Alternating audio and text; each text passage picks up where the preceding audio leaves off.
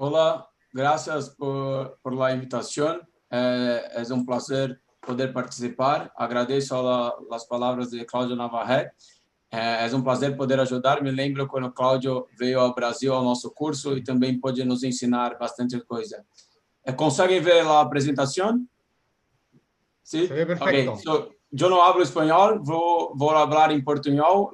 Las diapositivas están en español para facilitar la comprensión y tenemos muchos vídeos para facilitar. Então, nós vamos falar do sistema de vaso endoscópico. As indicações do tratamento a vaso são a perdida precoce da integridade anastomótica e outros defeitos da parede do trato gastrointestinal, como deiscência, fístulas, perfurações, ulcerações profundas, coleções perianastomóticas e também o que muito me empolga é o uso profilático do vaso, o qual falaremos no final da apresentação. É importante que os defeitos são acessíveis por endoscopia para que possamos fazer o tratamento. O vaso se divide em duas técnicas, a intraluminal e a intracavitário. Sempre que temos uma cavidade, o vaso deve ser colocado intracavitário.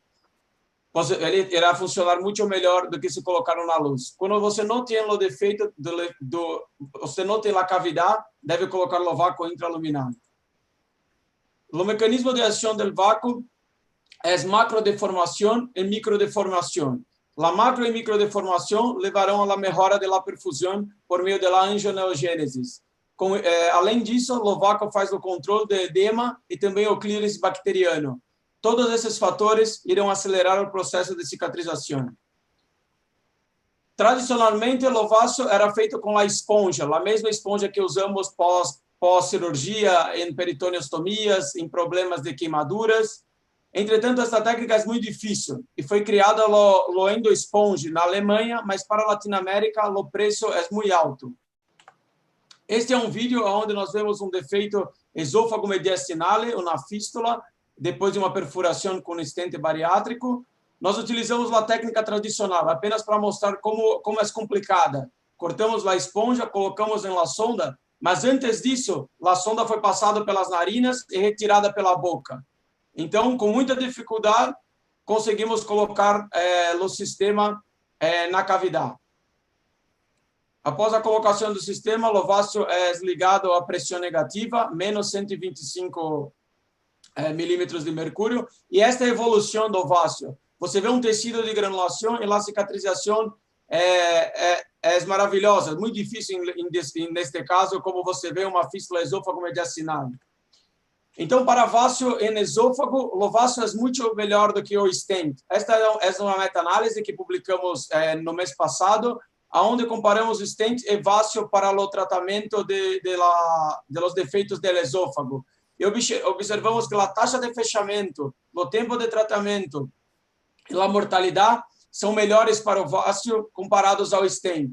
E os efeitos adversos são similares. Portanto, para esôfago, o vaso deve ser a terapia de escolha. O problema do vaso é a dificuldade em la técnica. Com isso, LOSC começou a utilizar o Open Pore Film. O Open Pore Film ele funciona como a esponja, mas é mais fácil, porque é muito menor e você consegue colocar pela narina com muito mais facilidade. Além disso, tienes menos efeitos adversos, porque o Open Pore Film no gruda no tecido. É muito melhor do que a esponja. A esponja é muito difícil a troca, e este dispositivo é muito bom. O problema, mais uma vez, é o alto custo. Um médico do Brasil, muito amigo de nós outros, Flauber Sena de Medeiros, ele criou essa técnica. Ele fez uma adaptação desse Open Pore Film por meio de utilização de materiais baratos, como vou demonstrar. Então, esses são os materiais. Veja que nós precisamos apenas de uma sonda nasogástrica, uma gás e um adesivo cirúrgico. Primeiro, cortamos o adesivo do tamanho do defeito. Depois, multiperfuramos o adesivo com uma agulha. Depois, utilizamos uma gaze para enrolar nas fenestras da sonda nasogástrica, na parte distal. Depois, com o adesivo perfurado, envolvemos a gaze. Utilizamos meia gaze, não uma gaze inteira, apenas meia.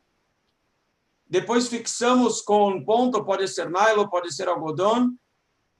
E, após a fixação, fazemos mais furos. Esse é o aspecto final e testamos. É importante furar mais, se necessário, para que haja o fluxo com o vaso.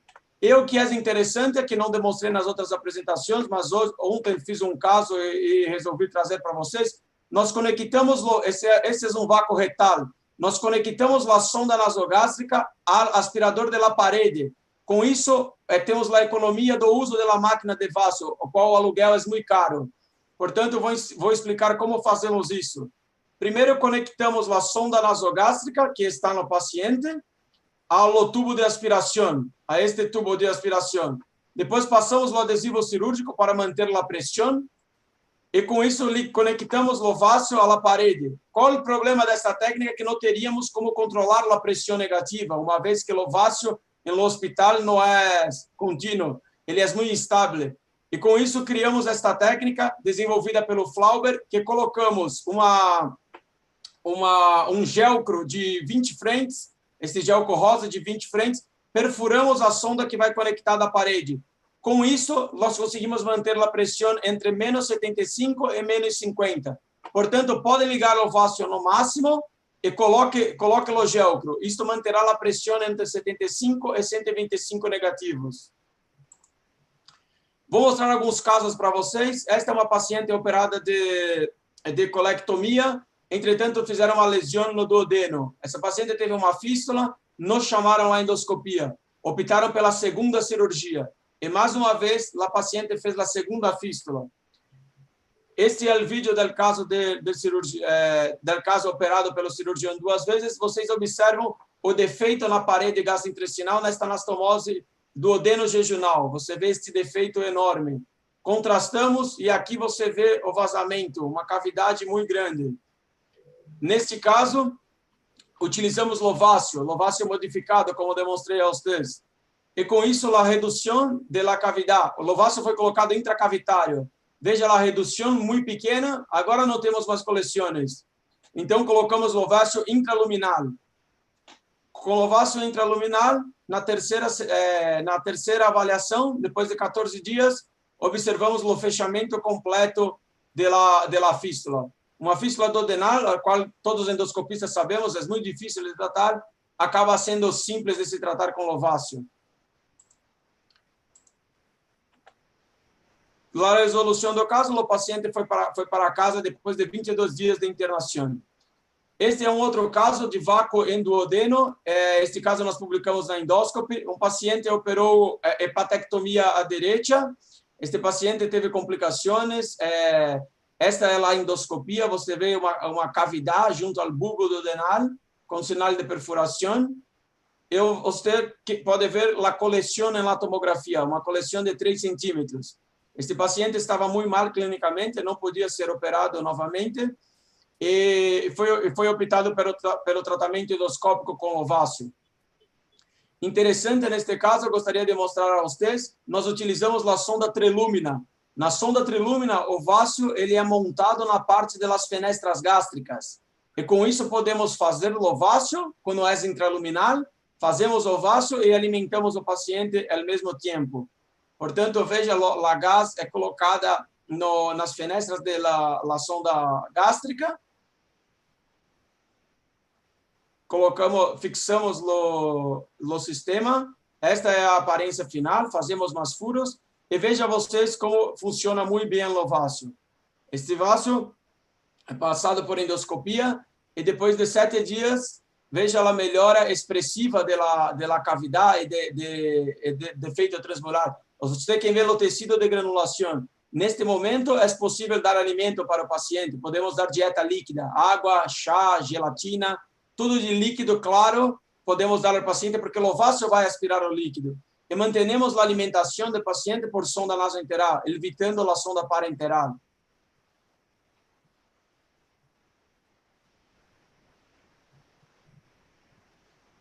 Esta é a maneira que colocamos. A sonda trilúmina é um pouquinho mais difícil. E depois colocamos o sistema de vácio no local da topografia da úlcera. Como não temos cavidade, deixamos o vácio intraluminal. Após o posicionamento adequado do vácio, é muito importante ligarmos o vácuo. Coloque a pressão negativa, porque quando vai retirar do aparelho, o vácio está fixado, ele não vai migrar, não vai sair do lugar. É muito importante ligar o vácio de fora. E este é o resultado final Podem ver a melhora expressiva do paciente, não tem estenoses. Este paciente está muito bem, está se alimentando depois de 24 dias, o que seria uma tragédia cirúrgica. Portanto, é uma terapia muito interessante para duodeno. E a coleção também se resolveu. Houve a correção da parede e da coleção. E este paciente foi embora para casa sem problemas. Uma alternativa a baixo custo também desenvolvemos isso em Hospital das Clínicas. A sonda trilúmina é muito cara em Latinoamérica. Então, o que fazemos? Utilizamos uma sonda nasogástrica de 20 frentes e por dentro da sonda passamos uma sonda nasointeral pediátrica de 12 frentes. Com isso, fazemos uma sonda trilúmina. É muito bom para fístulas em bypass gástrico, pós-cirurgia bariátrica. E os resultados, este é um resultado de Losk, um alemão que tem muita experiência com Lovaco, ele tem um êxito clínico de 100% em fístulas duodenales, muito parecido com os nossos resultados. Este é um outro caso, um caso de fístula pós-colectomia à esquerda por múltiplo divertículos. Esta paciente teve uma fístula e, mais uma vez, o cirurgião não chamou nossa equipe. O cirurgião reoperou a paciente e, mais uma vez, teve outra fístula. E, com isso, foi solicitado a endoscopia. Veja a fístula junto da anastomose. Você vê o cólon e a fístula na anastomose. Um caso muito grave, a paciente estava muito mal clinicamente. Veja o tamanho da coleção. E este é o dreno externo. Quando estava funcionando o dreno externo desta paciente. Nós optamos pela retirada da drenagem externa. Esta paciente tinha uma ileostomia. E veja com o aparelho de endoscopia, ele sai pelo abdômen da paciente. E, neste caso, nós optamos, mais uma vez, pelo tratamento endoscópico avácio. Colocamos o vácio, retiramos o dreno abdominal, ocluímos a ferida abdominal para que possa produzir o vácio e fixamos em la nádega da paciente. Veja que este aqui também é o vácio modificado, colocamos na parede do hospital. E esta paciente evoluiu muito bem. Veja como a coleção começa a diminuir e você começa a ver o tecido de granulação. Esta é a terceira sessão. Veja, a coleção é muito menor. A paciente estava clinicamente muito bem. E, neste caso, mais uma vez, optamos pela passagem da sonda a vácio, não teria outra opção para esta paciente. E o que observamos na quarta sessão, veja o tamanho, está praticamente fechada com tecido de granulação. Desta maneira, tentamos a colocação de pigtail, mas sem sucesso, porque o orifício era muito pequeno. Como pode ver, 10 milímetros do gastroscópio é o mesmo tamanho do orifício. Optamos por não fazer nada. Esta paciente foi para casa depois de 3 dias e retornou em 3 semanas. E este é o resultado final. Você não vê mais a fístula, está totalmente colabada. Acá está hiperemiado porque estava jogando contraste com o aparelho, mas você observa o tecido normal. Este é um outro caso. Este caso nós mostramos na Copa, ganhamos a Copa do Mundo do DDW com este vídeo. Trata-se de outra fístula em anastomose coloretal. Colocamos o vácio em la cavidade. Veja a importância de colocar o vácio dentro da cavidade e não no lumen. A drenagem de purulenta. Depois de 14 dias, realizamos 2 trocas do vácuo, uma cada semana. E o que observamos é a redução muito importante do orifício e mudamos a técnica. Essa é uma outra técnica de vácio. Utilizamos uma sonda nasogástrica de 18 frentes com uma sonda nasogástrica de 12 frentes. Cortamos a ponta da sonda de 18 frentes, conectamos a sonda de 12 frentes e com isto fixamos. É importante não colocar a fenestra junto, porque senão não consegue o vácio, acaba fechando por pressão. E este é um outro modo de fazer o vácio. Com isso, fazemos mais multiperfurações. Fazemos o teste de vácio, é muito importante antes de colocar no paciente. Veja que está funcionando adequadamente. E com isso, este é o aspecto final. Colocamos a sonda de tamanho reduzido. Veja a aspiração. E depois de 2 semanas, o defeito estava 100% tratado. Conseguimos sucesso no tratamento desta paciente. O vácio foi retirado e depois de 28 dias, esta paciente foi para casa sem nenhuma queixa. Esta é a evolução final do caso e podemos observar o aspecto final. Este é o aspecto final. A paciente está curada. Portanto, para vácuos retais, o êxito clínico é de 82%. E com reversão de estomia de 76%. Veja lá a importância do ováceo na qualidade de vida das pessoas. Os preditores de falha são pacientes em radioterapia que não usam estomia porque as fezes vêm e atrapalham o sistema de vácuo e ter complicações relacionadas à infecção. Portanto, vamos falar um pouquinho das contraindicações do uso do ováceo. As contraindicações absolutas são a incapacidade de fazer ováceo, por exemplo, uma fístula gastropleural, não tem como você ocluir o pulmão. Quando o paciente está com sangramento, é perigoso usar o vácuo quando tem um vaso de grande calibre, porque pode causar sangramentos. E a incapacidade de fazer trocas regulares. Se você não consegue cuidar desse paciente, não faça o ováceo, porque exige muito trabalho, muito cuidado com o paciente, explicação, conversa, se o vácuo ocluir, necessita de troca. Então, é muito importante ter um centro especializado. As contraindicações relativas são as fístulas intercutâneas, mas como mostrei, é possível fazer a oclusão. Instabilidade hemodinâmica, alguns trabalhos consideram, mas eu não considero. Eu creio que é a melhor indicação para o ováceo.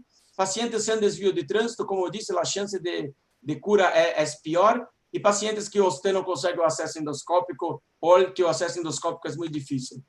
As complicações principais são dolor ou mal-estar pela sonda em nariz ou na nádega. Hemorragias podem ocorrer, são muito raras, devemos tomar cuidado com vasos. E a migração da esponja é muito comum na técnica tradicional, mas não na técnica modificada. Como deveremos seguir os pacientes? Sempre verificamos a permeabilidade do sistema, se a aspiração está contínua, se está funcionando. O débito não é um parâmetro obrigatório. Quando não tienes coleções, muitas vezes não terá débito. Isso não é um problema.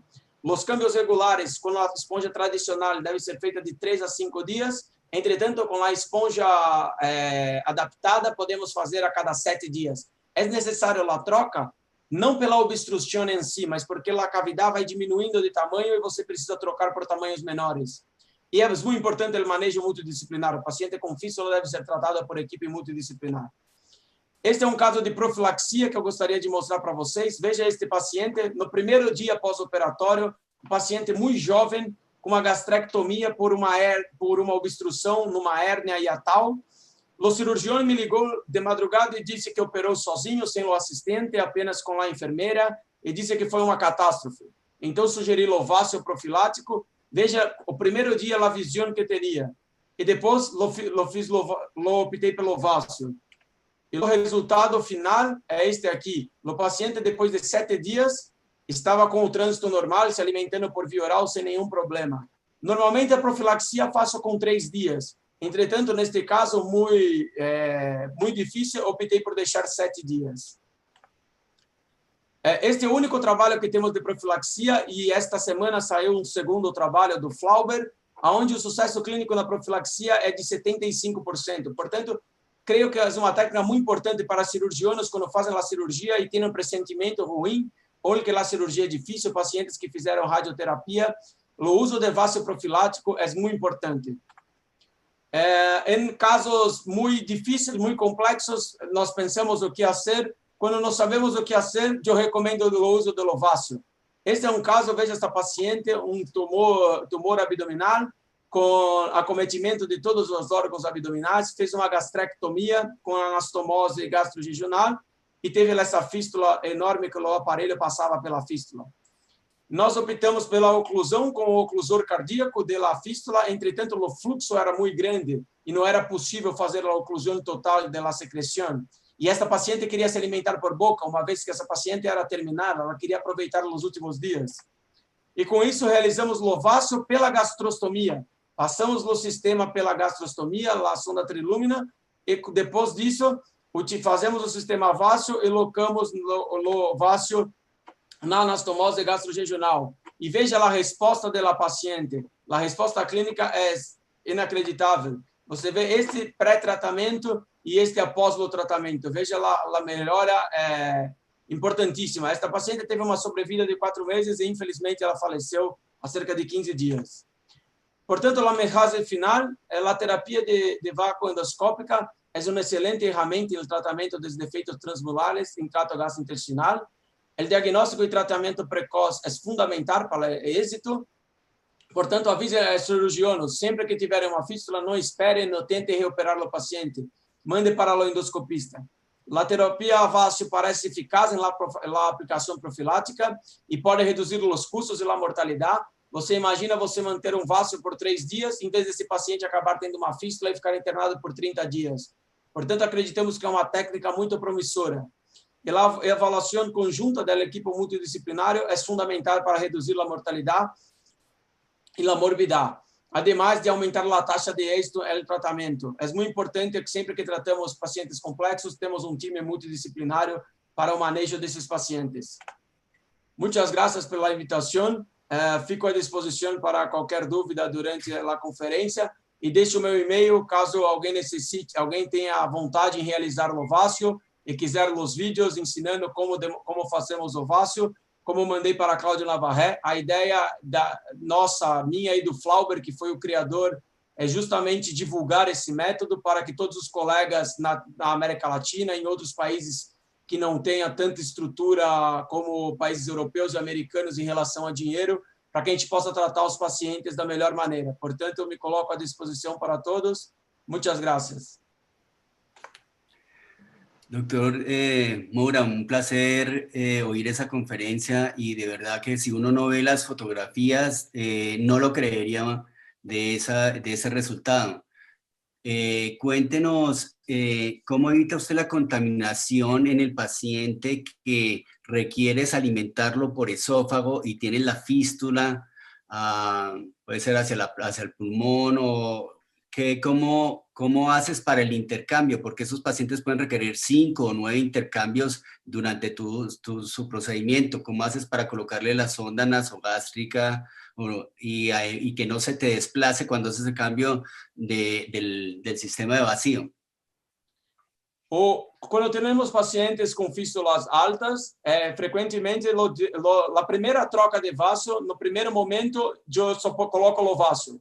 A partir da segunda troca, quando temos o tecido de granulação, deixamos o paciente ingerir dieta líquida. Deixamos água, chá, gelatina. Estes alimentos é muito bom em alguns casos, porque quando tem uma cavidade, a própria água, o Gatorade, ajudam a limpeza da cavidade.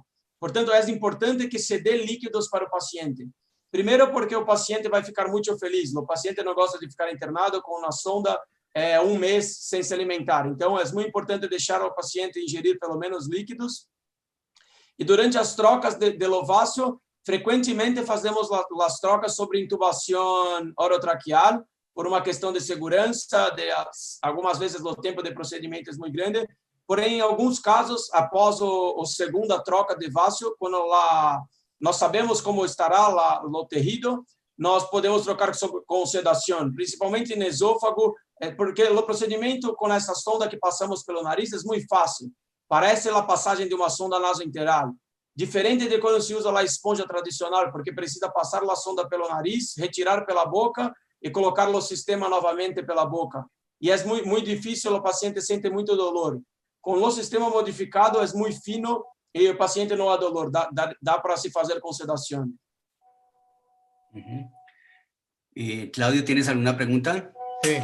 Bueno, primero, muy obrigado, Diogo. Fantástico. Creo que esto es un aporte muy importante en pacientes muy difíciles de manejar, con muchas técnicas entre los clips, las prótesis, etcétera, pero la verdad es que ninguna funcionaba muy bien. Y esto realmente yo creo un tremendo adelanto. Tú mostraste la técnica original y mostraste 2 técnicas adaptadas brasileras. De las técnicas brasileras, ¿cuándo decides cuál usar y en qué situación? Esta é uma pergunta muito interessante. Na realidade, eu acredito que a técnica que devemos fazer sempre é a técnica com lagase, porque para conseguir uma boa microdeformidade do tecido, a microdeformidade e a macrodeformidade, o que é muito importante no mecanismo de ação, o uso de lagase é muito melhor do que colocar uma sonda dentro de outra sonda. Aquele caso que apresentamos no DDW, utilizamos isso porque não tínhamos muita experiência. Mas agora não utilizo mais. Como viu no outro caso que mostrei de reto, quando você tem o tecido de granulação, por completo e a fístula muito pequena, você não precisa colocar mais nada, porque o tecido de granulação vai fechar sozinho. Não é necessário colocar a sonda pequena. Entretanto, em outro centro, em Brasil, temos um médico que usa muito o vácuo com a sonda dentro da sonda. E ele acredita que é muito eficaz também. Mas, na minha opinião, dou preferência pelo vácuo com a gás e pela microdeformidade e macrodeformidade. Eu acredito que devemos observar o mecanismo de ação, e compreender o mecanismo de ação. Por isso, eu recomendo a técnica com a gás. Perfecto. Muito obrigado. Tenemos la pregunta de Ernesto Hinrichs, que vamos a hacer un nuevo sistema que he dado a Eduardo, que podamos hacer las preguntas en vivo. Vamos a tratar de hacer preguntas como rápidas para poder darle espacio a todas las personas. Si podemos conectar a Ernesto. Hola, ¿qué tal? Mucho gusto. Intenté hacer mi primer back siguiendo las indicaciones de algunas lecturas del doctor Moura, pero ya se había cerrado la fístula este miércoles que pasó, un síndrome de Borjave que anduvo bastante mal en el postoperatorio. Pregunta, ¿usted indicaría el endovac en situaciones electivas, de cirugías electivas, por ejemplo, en gastrectomías totales con esófago y ayuno, anastomosis o alguna o resecciones de sigmoides, dejarlo ya como profilaxis, indicarlo, digamos, como rutina? Esta na verdade, é um plano que nós teremos utilizar isso, mas hoje em dia sou só endoscopista, não sou cirurgiano, e dependo do cirurgiano para fazer os procedimentos. E num dos hospitais que trabalho, um cirurgiano gostou muito da técnica, ele tinha operado uma paciente, a paciente tinha feito fístulas 5 vezes, e toda vez que ele ia reconstruir o trânsito da paciente, fazia fístulas, ia reconstruir, fazia fístulas. E utilizamos a primeira vez e a paciente não fez mais fístulas. Então, sempre que este cirurgiano tem anastomoses muito baixas ou a cirurgia é complicada, ele pede para que façamos o vácuo. Ontem mesmo fiz um vácuo desse cirurgiano, a paciente está anteontem e a paciente está muito bem. Então, acredito que é um procedimento muito bom. Tudo depende da taxa de sucesso do centro. Alguns centros, por exemplo, no nosso hospital, o grupo de esôfago é muito forte, a taxa de fístulas é muito baixa, então eles não acreditam que seja benéfico em algumas situações. Mas se tienes uma taxa alta, acredito que seja muito válido, porque, por exemplo, numa gastrectomia com anastomose esôfago jejunal, o paciente não vai ingerir dieta nos primeiros 2 dias.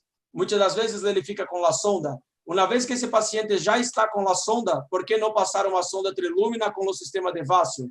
O sistema de Vaso vai facilitar a cicatrização e você vai alimentar o paciente da mesma forma. E o paciente terá o mesmo incômodo. E é uma técnica muito barata. Por isso que digo, não entendo por que não fazer. Se o paciente sentirá os mesmos sintomas, não vai interferir na dieta. Por isso, acredito que o vaso profilático no futuro terá muito espaço. Nós vamos começar um trabalho comparando o uso do vaso versus o não uso do vaso em cirurgias complexas, para ver se realmente é benéfico. Mas minha opinião é que sim, nós devemos utilizar sempre que possível. Diego, pero hay pacientes que van primero a quimio-radioterapia y después a cirugía. A lo mejor en esos pacientes donde el riesgo de fístula es mucho mayor, sería interesante usar el vacío profiláctico, como para sim, comenzar, ¿cierto? Eu acredito que sim. A gente viu, inclusive, no trabalho que eu demonstrei na apresentação, que a pior resposta, depois que você já tem a fístula, é em paciente que fez a quimio a rádio. Então, se nós conseguimos fazer o ovácio, conseguiremos esse resultado melhor. E outra alternativa é que podemos, depois que comprovarmos os resultados, podemos evitar que muitos pacientes fiquem com a colostomia ou com a ileostomia de proteção. Uma vez que o vácuo se demonstrar eficaz, podemos evitar isto ao paciente, reduzindo o número de cirurgias. Flauber, que foi quem desenvolveu a técnica de Vaso, ele é cirurgião também. Hoje em dia, sempre que ele opera, ele não faz colostomia. Ele sempre faz anastomoses primárias e coloca o Vaso, porque ele é o próprio cirurgião e endoscopista. Então, ele faz em todos os casos e até agora não teve nenhum caso de fístula. Então, acredito que seja muito interessante. Diego, muchísimas gracias por tu charla y tus respuestas. Quisiéramos estar acá toda la noche contigo porque ha sido fascinante, pero lastimosamente el tiempo no nos deja.